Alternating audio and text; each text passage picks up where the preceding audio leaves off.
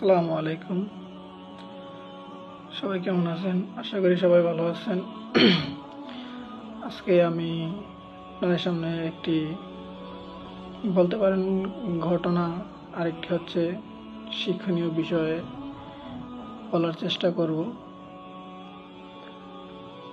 সেটি হচ্ছে কোরআনে বর্ণিত সূরা লোকমানের কিছু আয়াতের কথা।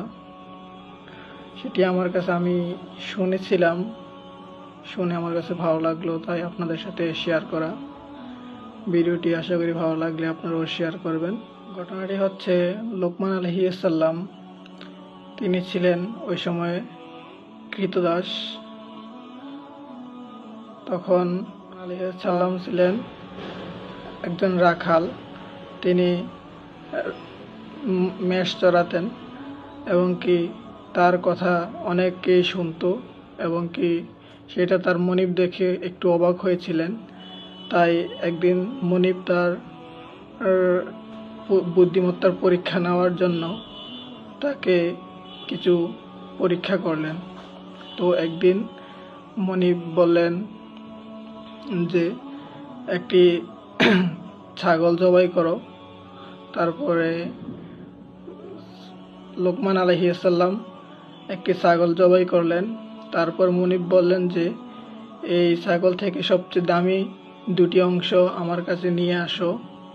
তারপরে লোকমান আলাইহিস সালাম ওই ছাগলের জিহ্বা এবং হাড়, হৃৎপিণ্ডটা তার মনিবের কাছে নিয়ে আসলেন, বললেন এই দুটি অংশ সবচেয়ে দামি।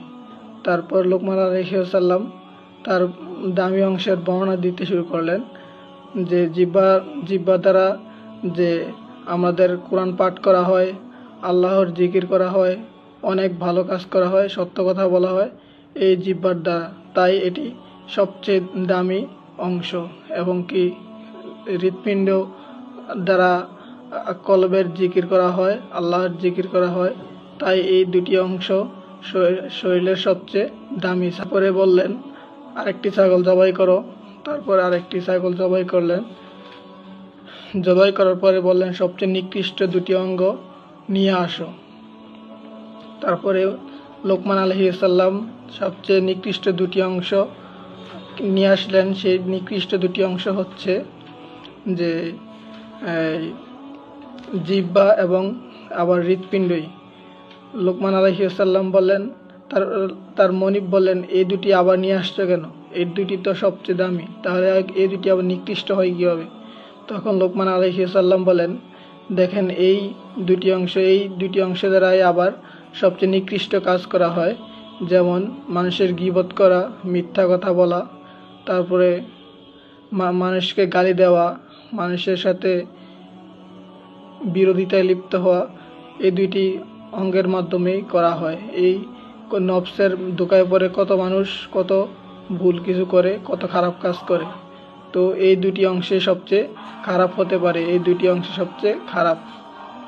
আসলে দেখেন এই গল্প থেকে বা এই ঘটনাটি থেকে আমরা শিখতে পারলাম যে আমরা আসলে কত মজার ছলে কত কিছু বলি, মানুষকে কত কিছু বলে ফেলি, কত দুষ্টামির ছলে বন্ধু বান্ধবকে কত গালি দিয়ে ফেলি, কত কথা বলে ফেলি।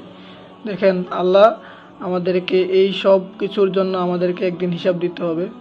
আসুন আমরা ভালো পথে চলি, মিথ্যা কথা না বলি, গীবত না বলি, কারো দোষ না বলি, সবাই ভালো পথে চলি, ভালো কিছু বলার চেষ্টা করি এবং সত্যতায় থাকার চেষ্টা করি।